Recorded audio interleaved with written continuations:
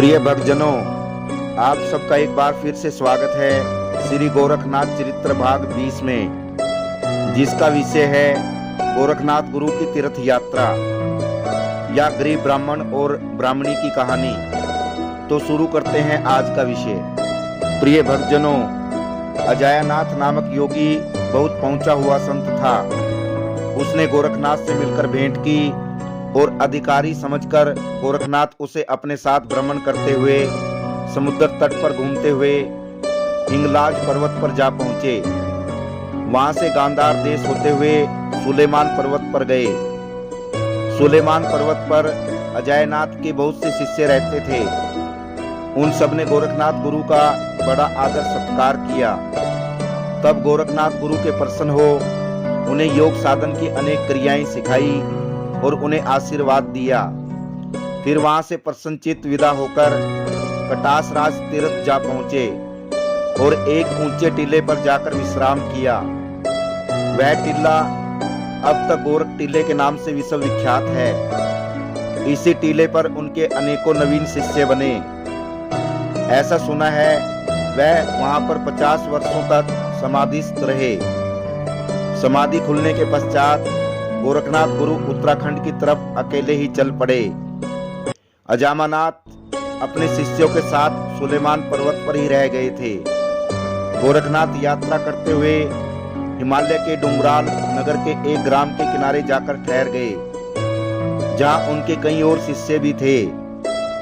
एक दिन गोरखनाथ गुरु ने अपने पवननाथ नामक शिष्य को ग्राम में जाकर दूध मांग लाने का आदेश दिया।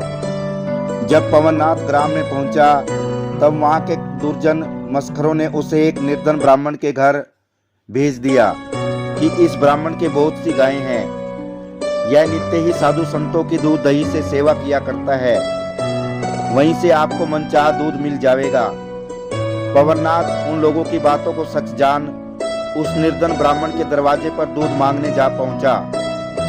वह ब्राह्मण इतना गरीब था कि उसके घर में केवल एक ही फटी पुरानी धोती थी। जब उसकी ब्राह्मणी कुएं से जल भरने जाती तो वह उसे पहन जाती थी। ब्राह्मण एक फटा हुआ कपड़ा लपेटे नंगा ही घर बैठा रहता था, और जब ब्राह्मण भिक्षा मांगने जाता तब वह उस धोती को पहन जाता और ब्राह्मणी कपड़ा लपेटे नंगी घर में बैठी रहती थी।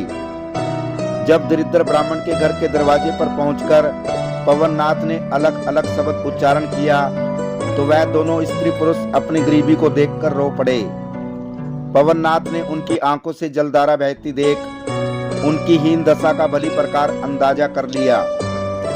अपने मन में भली प्रकार समझ लिया कि ग्राम के दुर्जनों ने इन महादरिद्रों को लज्जित करने के वास्ते मुझे इनके दरवाजे पर भेज दिया है।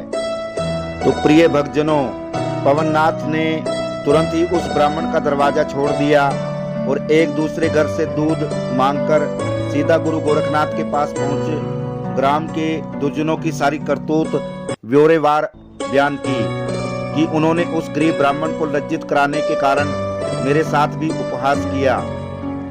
गोरखनाथ गुरु ने जब अपने शिष्य से उस ब्राह्मण की गरीबी का हाल सुना तो उनकी दया का स्रोत उमड़ पड़ा। उन्होंने उसी समय अपनी झोली से अभिमंत्रित भस्मी निकाल पवननाथ को देकर कहा, तुम ये भस्मी उस गरीब ब्राह्मण के घर में डाल आओ। भगवान की इच्छा से वह रात भर के भीतर ही अपने ग्राम के निवासियों में सबसे धनी व्यक्ति बन जाएगा। तब कल मैं खुद उसके घर जाकर दूध पीऊंगा। गोरखनाथ गुरु की आज्ञा शिरोधार्य कर पवननाथ उसी भस्मी को उस निर्धन ब्राह्मण के घर में डाल आया। भस्मी ने तुरंत ही जादू जैसा करिश्मा दिखाया। उस ब्राह्मण का घर उसी समय दौलत से भर गया और सैकड़ों गायें बछड़े उसके घर के भीतर और दरवाजे के बाहर खड़े दिखाई देने लगे। और रात ही रात में उसका वह छोटा सा मकान भारी हवेली के रूप में परिवर्तित हो गया। इस परिवर्तन को देख गांव के सभी नर नारियों को भारी कौतूहल हुआ और जिन दुर्जनों ने साधु से उपहास किया था उनकी पश्चाताप की वजह से गर्दन नीचे को झुक गई।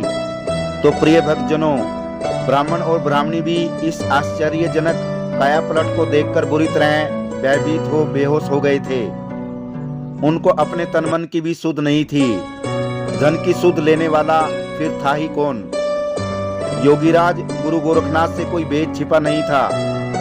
वह तुरंत ही घटना स्थल पर अपने सैकड़ों शिष्यों के संग जा पहुंचे और उन्होंने उन बेहोश ब्राह्मण ब्राह्मणी के सिर पर अपने कमंडल से जल छिड़ककर उन्हें होश में किया और बोले, तुम्हारे जो पूर्व जन्म के जो पाप थे समाप्त हुए। अब आपके भाग्य उदय हो गए हैं। अब आप अपने इस धन को भले कार्यों में लगाकर अपना अगला जन्म सुधारो। आप जितना धन भी शुभ कार्यों में खर्चोगे वह घटने का नहीं है। तुम्हारे संग मेरा आशीर्वाद है।